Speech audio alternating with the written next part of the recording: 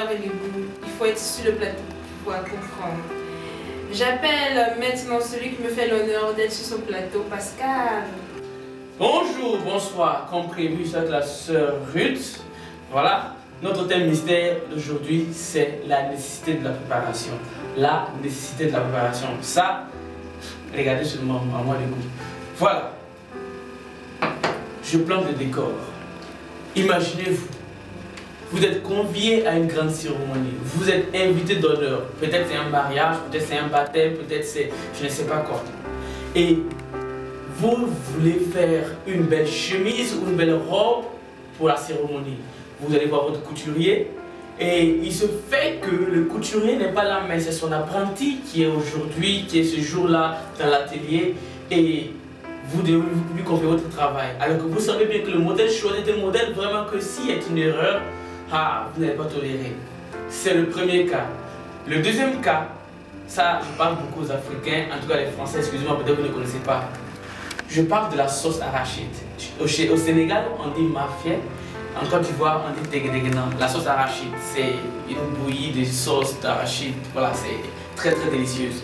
Imaginez qu'on vous fasse cette cuisine et elle n'est pas cuite à point et que vous la consommez. Genre, disons que la cuisinière ou le cuisinier est un amateur et il ne sait pas comment, à quel moment la sauce est prête. En tout cas, pour ceux qui savent, ils savent quelles sont les conséquences de cette sauce quand elle n'est pas cuite à point. Je vous laisse donner vos avis. Qu'est-ce que vous allez faire, surtout si vous êtes la personne qui va aller donner la vie chez le couturier. Et qu'est-ce que tu feras si tu es invité à une cérémonie où c'est la sauce là qui a été faite mais pas cuite à point? Qu'est-ce que tu vas faire? Tu vas manger pour le respect ou tu vas seulement dire je suis rassasié et puis rentrer chez toi? Maintenant, on va aller à la définition du thème. Qu'est-ce que c'est que préparation? Qu'est-ce que c'est que la préparation? La préparation, c'est l'action de préparer. J'ai rien dit, l'action de préparer, c'est comme si je dis manger, c'est manger. Préparer, c'est quoi? Préparer, c'est mettre en état de fonctionnement, mettre en état de servir. C'est apprêter quelque chose à. Voilà, ça dépend de la situation. En fait, je fais la vidéo essentiellement pour dire pourquoi il faut être préparé. Pourquoi il faut passer par la cuisine comme ce gâteau qui est passé par le four. Vous voyez, au départ, ce gâteau n'était que des ingrédients. Vous avez vu les œufs, les machins, je ne maîtrise pas trop les trucs. Et aujourd'hui, à cette heure-ci, à ces moments, nous avons un gâteau après 45 minutes de préparation. C'est pareil. La préparation vous permet de passer d'amateur à professionnel. Vous pouvez être doué, avoir du talent. Vous êtes cordonnier, vous êtes maçon, vous êtes coiffeur. Oui, vous savez faire au début un peu voilà, le bricolage comme on le dit chez nous en Afrique. Alors que tu peux faire plus si tu te fais préparer, tu te fais former par quelqu'un que tu connais bien. Voilà pourquoi il faut se faire former. La préparation va te permettre de développer ces talents qui sont en toi, qui sont encore au niveau amateur, en professionnel. Et là, tu verras après la préparation, tu seras capable de dire à quelqu'un, je suis maintenant un mécanicien professionnel, je suis maintenant un menuisier professionnel, je suis maintenant, je ne sais pas, un cordonnier professionnel. Vous voyez, la préparation te permet d'être professionnel dans ton domaine. Deuxième point, la préparation permet de tuer vos lacunes afin de développer des qualités. C'est presque pareil comme le premier point que j'ai dit, mais c'est un peu différent. Prenons le cas du gâteau encore.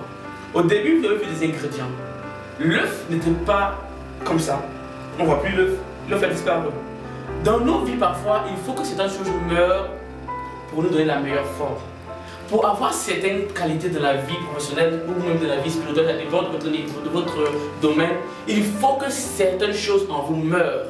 Et ces choses sont tuées par le feu du four, par exemple. Le four a compressé beaucoup de choses qui existaient dans le gâteau avant qu'il n'était pas encore gâteau. Donc, la préparation permet de tuer en vous ce qui ne fait pas de vous le produit original. Vous voyez? Donc la préparation va tuer les lacunes, les manquements, les choses qui font que vous n'êtes pas aussi doué. La préparation tue ces choses-là. Troisième point très essentiel, la préparation vous rend utile. Je parle d'un petit décor. Imaginez, vous prenez un avion pour voyager, peut-être aux États-Unis, en France, ça dépend de où vous allez, au Congo, au Bénin, ça dépend. Et vous rentrez au bord de l'avion, on dit oh bonjour chers passagers, je suis de vous annoncer que le pilote normalement qui est censé nous conduire est actuellement malade, donc il y aura maintenant aujourd'hui un nouveau pilote qui est un étudiant pilote. tu vas nous conduire. Quelle sera ta réaction dans l'avion? Qu'est-ce que tu vas ressentir sur place? Moi, me faire conduire par un étudiant. Oh my God, mais il va nous écraser. C'est normal que tu aies peur. Parce qu'il est étudiant. Ça ne veut pas dire qu'il est pilote. Il n'a pas encore fini ses études. Sinon, on aurait dit qu'il est pilote. On n'aurait pas dit étudiant pilote. C'est vrai qu'il est dans le domaine, mais il n'est pas encore pilote. Pourquoi? Il faut passer par la préparation dans ce les cas. La préparation te permet d'être utile. Il est utile, n'est-ce pas, en tant qu'étudiant, mais il n'est pas utile en tant que pilote dans l'avion étant étudiant. Les gens auront peur de monter à bord d'un avion qui se fait conduire par un étudiant pilote. Et ça, c'est sûr. Prenez le cas de la médecine. Accepterez-vous de vous faire piquer une vaccination? Moi, j'ai très peur de ça, voilà pourquoi j'en parle plus. Par des étudiants en médecine qui sont à l'hôpital pour des formations, des stages. Moi, personnellement, je n'accepterai jamais. Surtout c'est sur les fesses.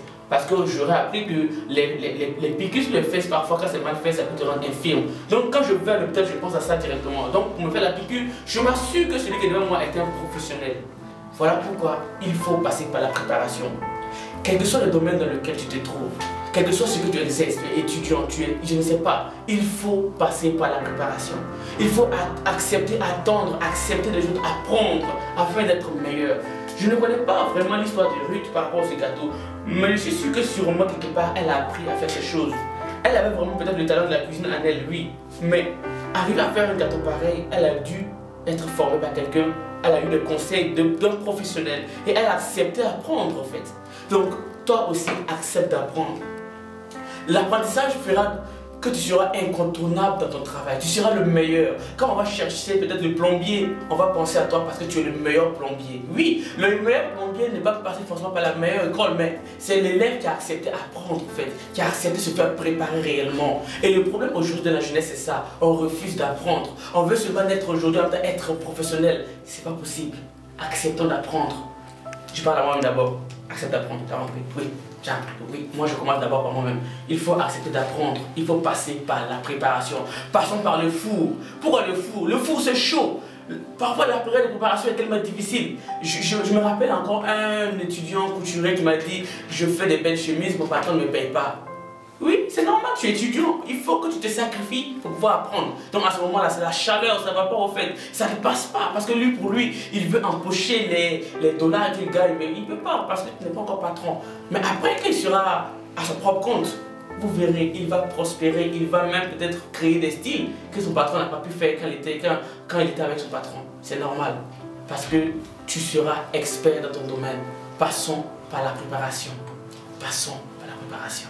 Voilà, je vous laisse sur ce numéro et surtout répondez-moi aux deux situations précédentes. Quand, genre plus haut, j'ai parlé de vous êtes invité à un mariage et puis vous avez un couturier, vous êtes aussi invité à une fête et puis la sauce arachide qu'on vous fait. Voilà, redonnez-moi vos réponses. Qu'est-ce que vous allez faire si vous étiez à ma place ou bien si vous étiez à la place de ces personnes qui ont vécu ces choses.